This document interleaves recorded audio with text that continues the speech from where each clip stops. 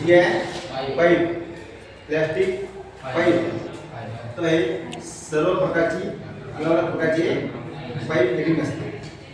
तसे pipe fitting tools.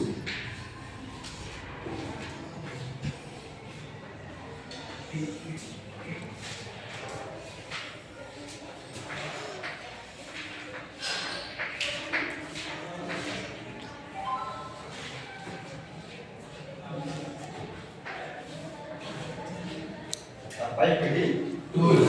त्यामध्ये कोणकोणते पाईप फिटिंग टूल्स येतात?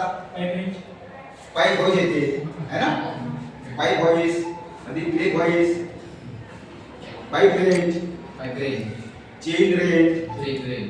कारण तुम्हाला माहिती आहे पाईप पकडण्यासाठी कसा उपयोग करतात? Pipe hoist. पाईप हॉइसचा उपयोग करतात पाईप घट्ट पकडण्यासाठी. कारण पाईप हॉइस कसा असतो, त्याचे जॉईस असतात व्ही आकाराचे, त्याचे जॉ असतात. त्याचे असतात व्ही आकाराचे त्याचे जॉ असतात. कारण त्याची पकड जी होते मजबूत असते. त्याच्यावर व्ही आकाराचे दाते असतात. व्ही आकाराचे दाते असतात. आपण जर आपल्या व्हॉइसमध्ये पाईप बांधला काय होईल? तो पाईप चिपून जाईल. पाईप चिपून जाईल. तो व्ही आकाराचा पाईप होईल असल्यामुळे यामध्ये पाईप घट्ट पकडायला येतो, पाईप कट करता येतो आणि पाईप त्याच्यावर आठवूनचा वाढता येतात. आता पाईप खोलणे का वापरतात? पाईप खोलणे का वापरतात? Pipe range. तुम्हाला काय मला तर पाईपची ॲसिडी खोलायची आहे. पाईपची ॲसिडी. आता पाईपची ॲसिडी कोणती आहे?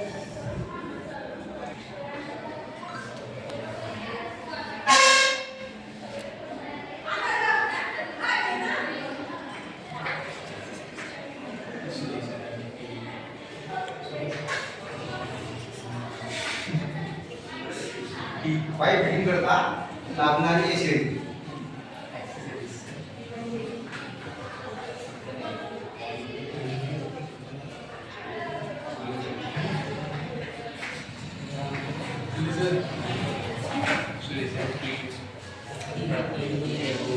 आता पाईप फिटिंग करता लागणारी ॲसिडी कोणती ॲसिडी? पाईप फिटिंग करताना कपलिंग. पाईप फिटिंग करताना लागणारी ॲसिडी कोणती आहे? कपलिंग. कपलिंगचा उपयोग दोन पाईप जोडण्यासाठी. दोन पाईप जोडण्यासाठी एल्बो. दोन पाईप जोडण्यासाठी परंतु काटकोनात पाईप जोडण्यासाठी. आणि टी क्रॉस म्हणजे फोर वे. म्हणजे आपल्याला चारही पाईप एकाकडे जोडता येतात. एकाकडून पाणी आणलं तर तिन्हीकडे तुम्हाला पाणी वाहून येत आहे. त्याला म्हणतात फोर वे किंवा क्रॉस. अधिक युनियन. युनियन ग्रुप वापरतात. युनियन ग्रुप वापरतात. अडचणीच्या ठिकाणी युनियन वापरतात. इथं आपली पाईपलाईन असते. घराच्या जवळ आपण युनियन देतो. कारण आपली कदाचित पाईपलाईन जर चोकअप झाली, बंद पडली तर आपल्याला युनियनद्वारे आपल्याला दोन पाईप लगेच खोलता येतात आणि आपल्याला आपली पाईप चेक करता येते. आपली पाईपलाईन चेक करता येते. पाईप पुढं आपले काय काय जाम आहे काय ती तुम्हाला चेक करता येते. त्याच्यामुळे युनियन जर नसतं तर तुमची पाईपलाईन मला खोलता आली नसती. समजा काय युनियन केलं नसतं तर तुमची पाईपलाईन तुम्हाला खोलता आली नसती. तर अडचणीच्या ठिकाणी युनियनचा उपयोग होतो. नंतर आहे रेड्युसर. एक वापरतात दोन पाईप जोडण्यासाठी. परंतु कोणते? लहान मोठे पाईप जोडण्यासाठी रेड्युसरचा वापर करतात. आम्हाला काय लहान मोठे पाईप जोडण्यासाठी रेड्युसरचा वापर करतात. नंतर प्लग वापरतात. प्लग म्हणजे बंदबूच. बंदबूच हे दोन प्रकारचे असतात. आतील आट्याचे आणि बाहेरच्या आट्याचे दोन प्रकारचे बंदबूच असतात. जे बाहेरच्या आट्याचं बंदबूच आहे ते वापरतात कपलिंग मध्ये. कपलिंग जर असेल तर तुम्हाला कोणता बंदबूच लागेल? बाहेरच्या आट्याचा. जर फक्त पाईप असला तर आतील आट्याचा. म्हणजे तुम्हाला कोणत्या प्रकारचं बंदूक वापरायचं आहे हे तुम्हाला समजलं पाहिजे. नंतर काय असते ती रेड्यूस झालं, कपलिंग झाली, युनियन झालं, एल्बो झालं, टी झालं, फोरवे झालं. नंतर दोन पाईप जर जोडायचे असले तर आपल्याला जास्त करून एल्बो, रेड्यूसर, टी, क्रॉस याचा उपयोग होतो. अलग अलग असे तुम्हाला पाईप फिटिंगद्वारे वापरता येते.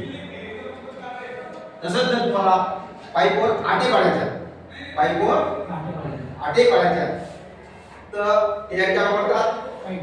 पाईप काय वापरतात? पाईप डाय. तर आता पाईप कोणता आहे? तुमचा अर्धा इंची पाईप आहे का 4 इंची पाईप आहे का 1 इंची आहे, 1.25 इंची आहे, 1.5 इंची आहे? जो पाईप असेल त्या मापाची तुम्हाला पाईप डाय घ्यावी लागेल. पाईप डायमध्ये त्याचे 2 पीचचे तुकडे असतात, 2 पीचचे तुकडे असतात. ते पाईप 2चे पीच तुकडे कसे लावायचे? जे टेपर असतात त्याचे आठवता टेपर असतात तर त्यानुसार ते बरोबर ते पीच लावायचे आणि पाईप मध्ये घट्ट बांधायचा. नंतर ते डाय त्याच्यावर चढवायची आणि हळूवार ते डाय पीसेस लावून डाय फिरवायची हळूहळू क्लॉकवाईज आणि अँटी क्लॉकवाईज असे प्रकारे 2-4 वेळा तुम्हाला मागे पुढे करून डायिंग करावं लागेल. आणि आटे पडले की पाईपवर आटे पडले किंवा नाही हे आपण कशाने चेक करणार? हे आपण कशाने चेक करणार? पाईपवर आटे पडले की आटे पूर्ण झाले की नाही आहे हे कशाने आपण चेक करणार आहे? कपलिंगद्वारे. कारण आपले आटे पडतात, पाईपवरती आटे पडतात, परंतु आटे पूर्ण झाले की झाले हे आपण कपलिंगद्वारे चेक करणार. तरच आपले पाईपवरचे आटे पाडले परंतु आपले कपलिंग घ्यायला लागत नाही, काही फायदा होईल का? काही फायदा होणार नाही. याच्यासाठी